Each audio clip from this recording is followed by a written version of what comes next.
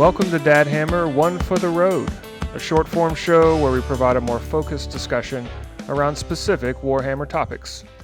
The topic for this show will be getting started in Warhammer. So this is going to be for those that are thinking about getting into the game or the hobby, or both, and you're not sure where to start.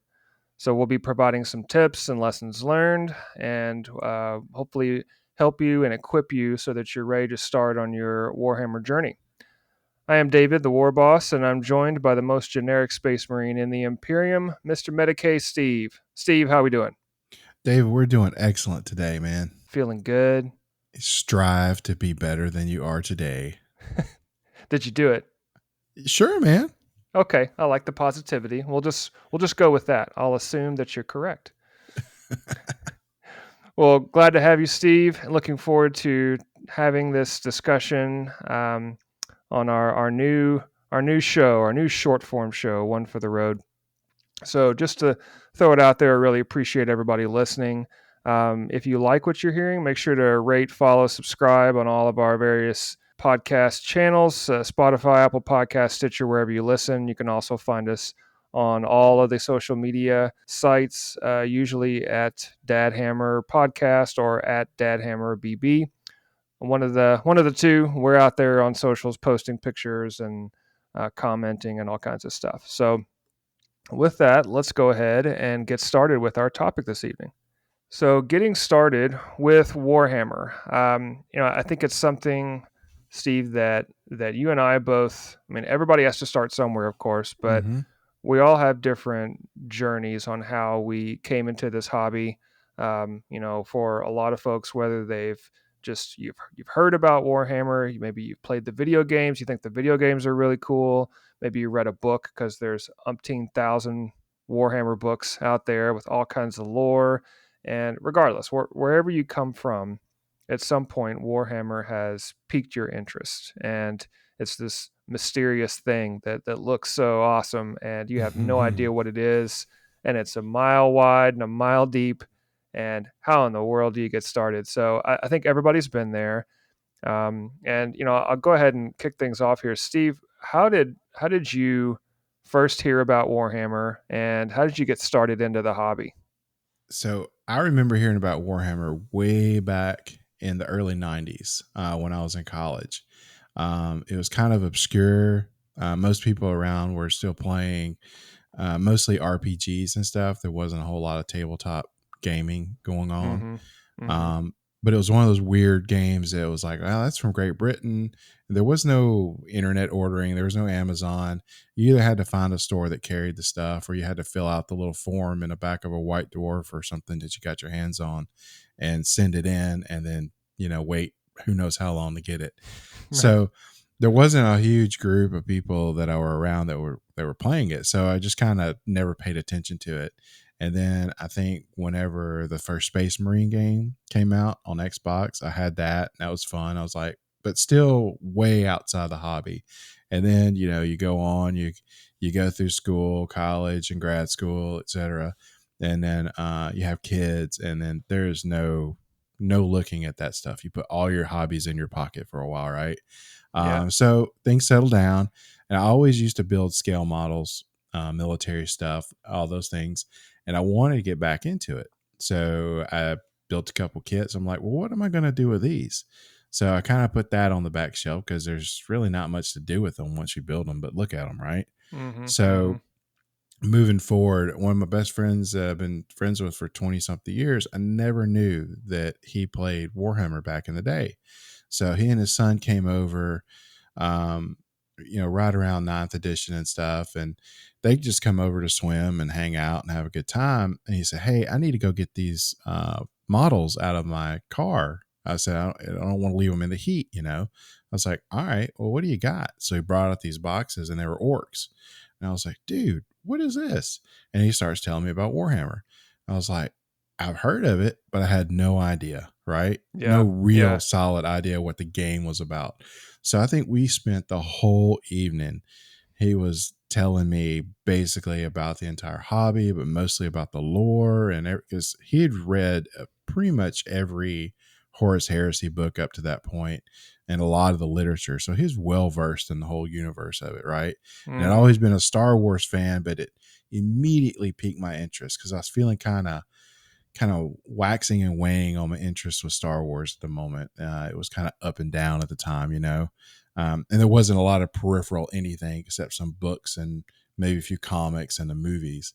But then once I started, he recommended. He said, "All right, I'm going to have you look at the Astartes video that was on YouTube and the Hell's Reach video that was on YouTube." I was like, Right, "All right, right. cool." So I watched both of those, and I was like, wow, that instantly sunk its hooks deep into me.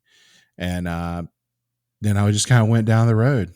Yeah, so I guess for you then, it sounds more the allure was the lore itself. It was the books, the maybe the YouTube videos. It was just The the fiction um, itself. the fiction and how far Mm-hmm. fetched and just crazy. I mean, it really Yeah. it really is. It's very interesting.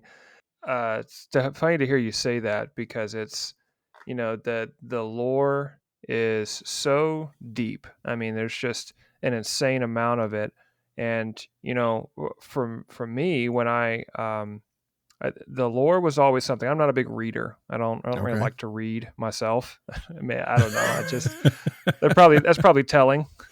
That I don't really like to read. I just like to watch the movie. What's wrong with that? Nothing. Um, but I didn't really care to read the books. I didn't necessarily. I mean, the lore's cool. I saw the Mm-hmm. videos too, and that's neat. But for me, the how I got into it originally was just the game, the Okay. strategy, the when you walk into a store and you see all the terrain, and as I've stated on our Bolters and Booze podcast, I'm a sucker for terrain. I love Mm-hmm. the setup with the models and the terrain and everything on the board and rolling dice and that whole aspect was always something that was really interesting to me. And I actually got started. You came in from the lore aspect through a friend, and I wandered into a Games Workshop store, and we talked about Mm-hmm. Warhammer being therapeutic, for a lot of Yes. people. And I actually walked in, and my mom was in the hospital, and I would go visit her, and I would come out of the hospital just emotionally kind of distraught, Mm-hmm. and I needed to go somewhere and just hang out for a little bit. And I discovered the Games Workshop store, wandered in there, and just started looking around and asking questions. And from there, I bought one box of Orc Boys, and then ever since then, I was hooked because of the It was game all it took. itself. Yeah. So I mean, I did a demo. I did all kinds of stuff to get the hooks into me, but it was for the game. So interesting to hear the different perspectives. You're coming in from the lore. I'm coming in from more of the game itself and less about the lore. Did you have any experience with gaming that was similar before, other than RPGs or anything? I knew you were big into D&D, but Yeah, I played D&D. I played Hero Quest. I've talked about that. mm-hmm. I played a game called Hero Scape, which was a Oh, Hasbro game, and that gave you like pre painted miniatures, and they had this stackable terrain. And Hasbro actually tried to bring it back recently, and okay. then it died because it was too expensive. But I always liked miniatures. Miniatures were always really cool to me, and I know a lot of people feel the same way. But you know, for me, and we'll get into kind of our first part here where we're talking about how we first discovered Warhammer, and that's the easy part. Mm-hmm. you know, Yes. just somebody telling you and showing you some models, you're like, wow, that looks awesome. But then and I mentioned it, walking into the Games Workshop store, getting into the game is really just, or the hobby, um, is just like any other hobby. It's just getting started, and you walk in and you feel like a complete noob. Like you have no idea Yeah. what you're looking at, whether it's good, what questions to ask, and all of that. And I think one of the most daunting aspects of the Warhammer game and hobby itself is just walking into the store and having the overload. Like, what the heck do I do? Like, do I buy all of these things? Right. Man, this stuff's expensive. But It's is there intense. some? Yeah, I mean, so when you first walked in to the store with that starry-eyed look, like I'm going to play Warhammer, and Right. what was it like for you? And maybe what would you suggest? Kind of some lessons learned for those that are walking into a Warhammer store for the first time. Keep your expectations realistic. Um, and we'll get to it in a little bit. Know what your abilities are and what your time frame is. How much time do you have to devote to the hobby? Um, go in with a budget. Unfortunately, you're going to have a little bit of a minimum kind of budget on this, but it's Yeah. not that high. I think you can walk into a store and $50 walk out and have enough things to learn to play the game, and you and another person can have fun with it. And if you're new to models and new to building and painting, there those recruit packs or whatever, those starter little starter boxes they come out with, it's Hmm. going to have plenty to keep you occupied for a little while. So keep your expectations there. Talk to the people. I walked in and I did the demo game, got the free mini, all that stuff. But I looked at those tables and there was a couple people playing, and it was just jam packed with stuff, right? Yeah. And you're immediately like, well, I can't play this properly unless I have all of that. And just remember that's not true. Yeah, and I think it's important too. You mentioned the demo because for me, learning the game and enjoying the game before I make any kind of investment. And I remember thinking this when I first walked into the store. Um, the models look amazing, and of course they're painted to this crazy standard. But when I look at the models, and even I remember thinking, even if I could get these to that standard or close, it's still a lot of money. It's a Yeah, $60 box of miniatures, and then we could talk all day about what is value and price and all that, and that's not really what we're going to discuss here. But right. assuming that you're okay with that, it's still an investment financially. And I remember thinking before I make this leap and invest my time and money, what if the game is terrible? What if I hate it? And For so, sure. doing a demo of the game is something that you can do if you go on the website or you go to any official Games Workshop store. You could probably go to some local stores and they may be doing demos, but you really want to do the official sanctioned Games Workshop demo. Have you ever done one of those?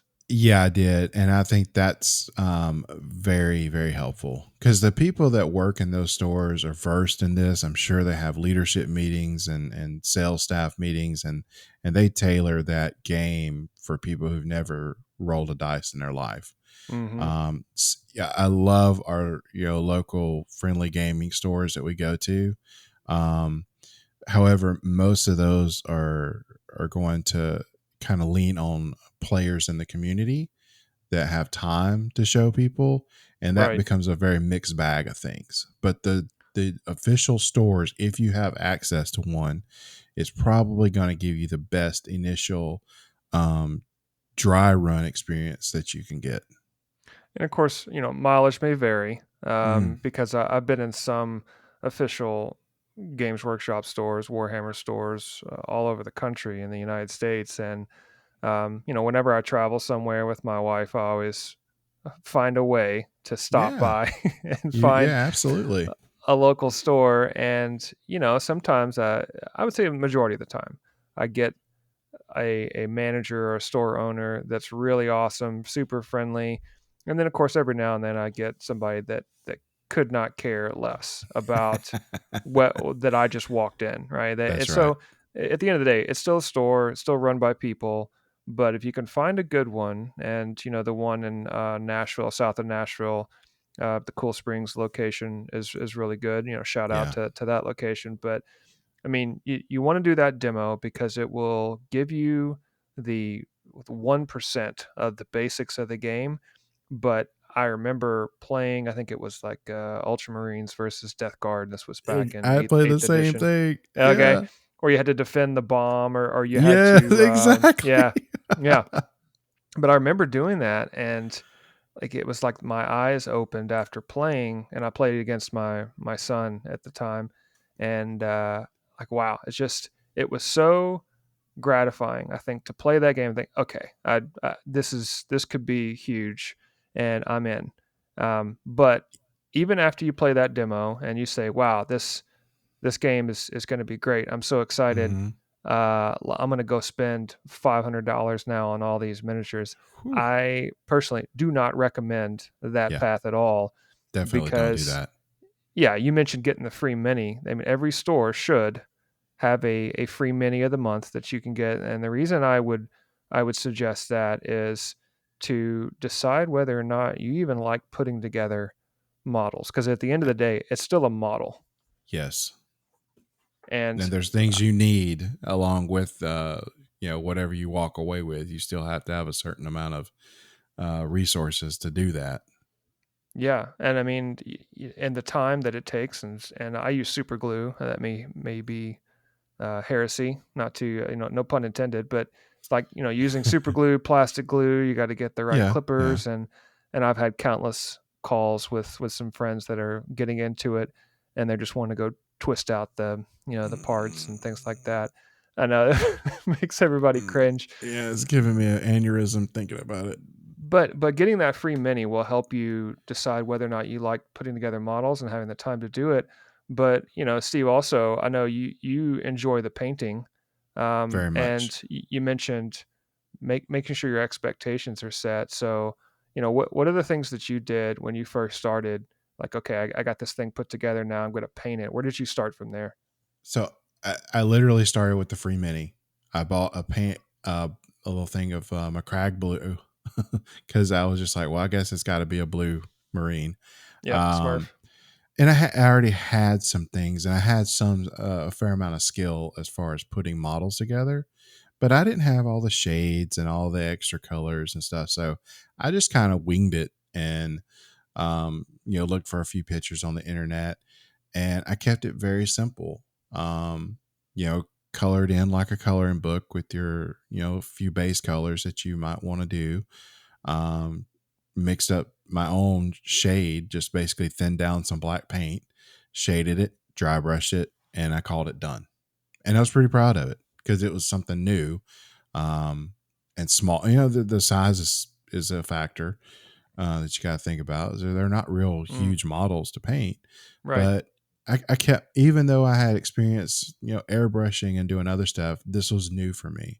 So I kept it very simple and kept my expectations down. I was like, well, you're really just wanting to get these on the board to play with, right? All those other things can come later.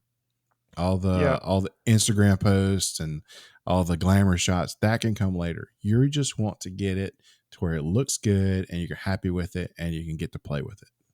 Well, I think that also depends on the goal. I know some people, very True. few, in our circle that actually just want to put the models together and enjoy painting them. That's not why I play. Right. I I put together, or rather, why I put together those models and paint them. I do that because I want them to look good on the board while I'm playing the game. But some people who just wants to build the model. It's like you would a model plane and paint it and stick it on a Mm-hmm. shelf, and it's going to look amazing. It always gets anybody anytime someone comes to my house and looks at the shelf, and I tell them I assembled and painted all of that. Number one, sometimes you get a reaction of, "Oh, that's sad," or "Wow, that's amazing." Either one, both are valid, I guess, for any hobby. Yeah. But my goal from the beginning was I want to get this thing out of the box and painted so that I think it looks good in order for me to play the game. And having that goal, I think, is important, and setting your expectations, just like you said, of having reasonable expectations of what the finished product's going to look like. Mm-hmm. And there's resources out there. They're all over the place. And that's where you have to be careful a little bit. There's some YouTube channels and creators that are very much like, all right, here's the quickest, fastest, simplest way to do this. And Hmm. there's other ones like, here's how to win a golden demon. Right. Um, so you have to find your balance and Yeah. what you're really interested in. and what works for you. And and after you've got everything assembled and painted, so let's go back to our journey through the store. And Yeah. we've done the demo, maybe we got the free mini. Definitely check that out, but maybe buy a few paints. Don't go crazy with all the paints, just two or three. And get some cheap brushes. You don't need the really expensive stuff right when you start No. out. Just get in the door and see, did you enjoy that? And if the answer is yes, and then you start to figure out, okay, I got this free miniature. I'm not really feeling it. It was fun. It was free for the whatever Mhm. the theme of the month is. What army do I need to choose? These look cool, and oh, those look cool, and man, these look really cool. And then you start asking all these questions. And I think the next tip that we have and lesson learned, and I can say this for, I mean, my first army was orcs, but what I really wanted to play when I first started was a dwarf army or a squats Mhm. army. And they didn't Mhm. have those at the time for 40K. They had them for Sigmar, but just not in the right setting for me. Okay. And but when I saw the Votan army come out and the lore come out for that, that's what really hooked me and gave me a sense of connection with the thing that I'm painting. And I know you're big into the lore. Are there, outside of the Astartes video, how deep, or what are some options for people that need to get into the lore to have that kind of connection? You can look online. There's a couple of content creators. Luton09 comes to mind.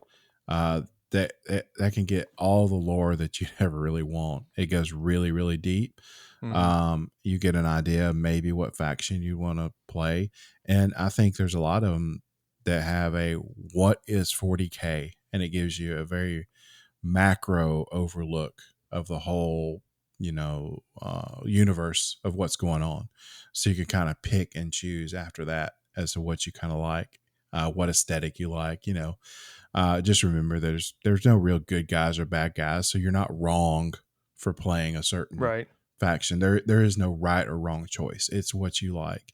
um, and then you can start asking questions and looking around, because it does become a budget thing after that. If you're really strapped for cash, or you really want to keep it simple, you may want to look into, like, some armies are more expensive to play than others, and we could touch Hmm. on that at some other time. But that might be an important aspect of which faction you pick or whatever. um, Yeah, and I think it also depends on how you don't need to buy everything all at once. You don't need right. to. I actually don't recommend it, even if you know exactly what army you want to play, and even if you have a minimal budget, right? You have a very small amount that you can spend up front. Maybe you only got $100 or so that you can, or less, that you can spend to start your army. I think it is important to know where um, to focus your time, Hmm. and you don't have to get everything. Just start with one box and really get into that model that you're painting. And once you're done and painting and you've enjoyed that, and you're ready to get started next, then start looking into maybe some rules of the game. So because everybody asks the question, what is good?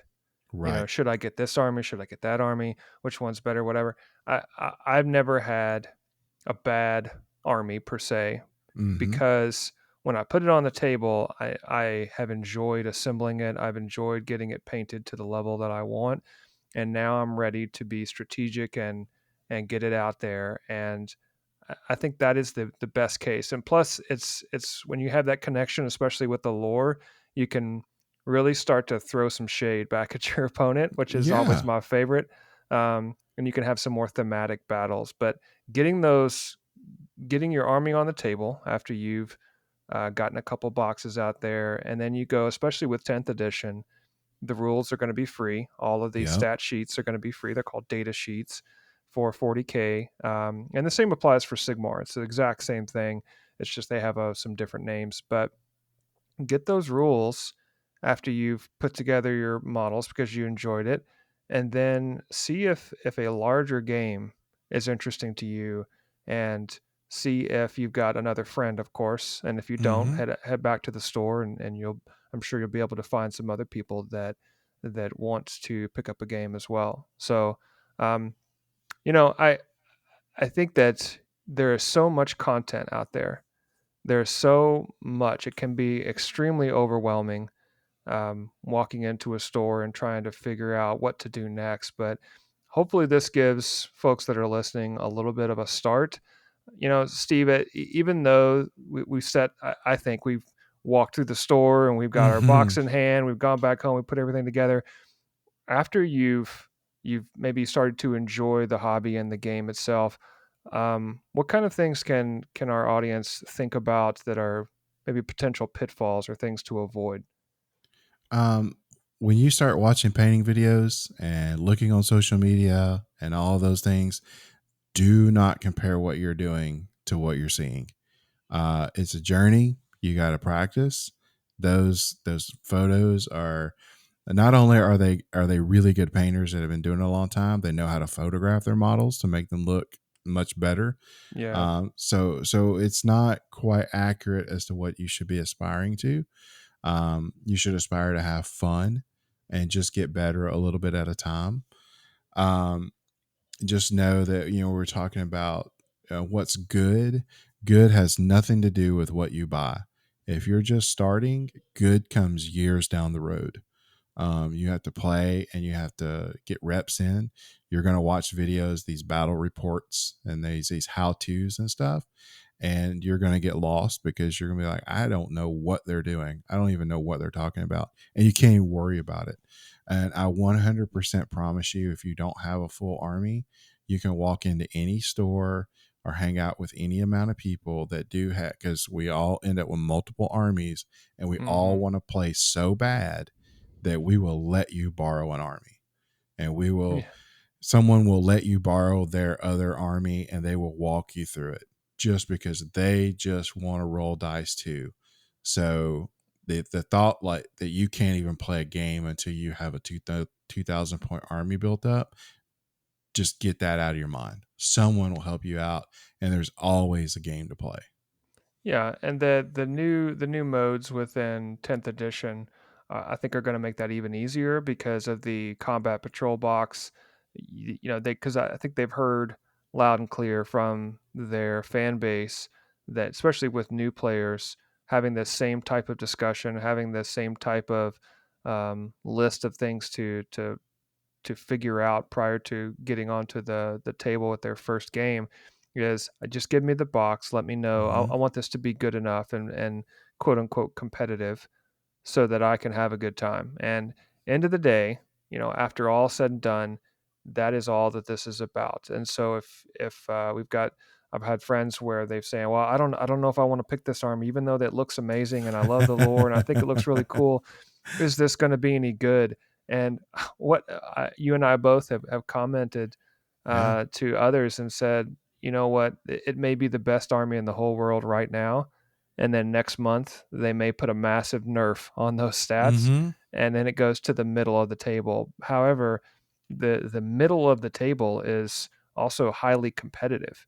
And that depends on everyone else being highly competitive. So if you're Yeah. just hanging out with some buddies and playing Warhammer with their armies, uh, your stats and all of that are going to drastically be changed, and your abilities to play the game are going to be drastically altered. Be how the rules are changed every single month. So all that said, just go out and get the army that you think looks the coolest, that works the best for you, that you like the lore, you like the aesthetic, and I promise you, when you put that army on the table and you painted it up and you put all those hours of time into it, you're going to feel really good, regardless of whether or not it's been nerfed, Mm-hmm. 3% one way or the other.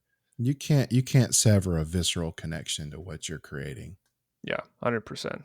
Well, hopefully this has been helpful to you, and if you're a new hobbyist, a new gamer, hopefully this has been helpful that you can jump into the hobby of Warhammer and enjoy it as much as Steve and I have and are still enjoying to this day. So We wish you the best of luck on your getting started with Warhammer. That'll wrap for this particular episode of Dadhammer One for the Road. Thank you so much for listening. Thank you, Medicae Steve. I am the Warboss, and we'll see you next time on Dadhammer. Take care, guys.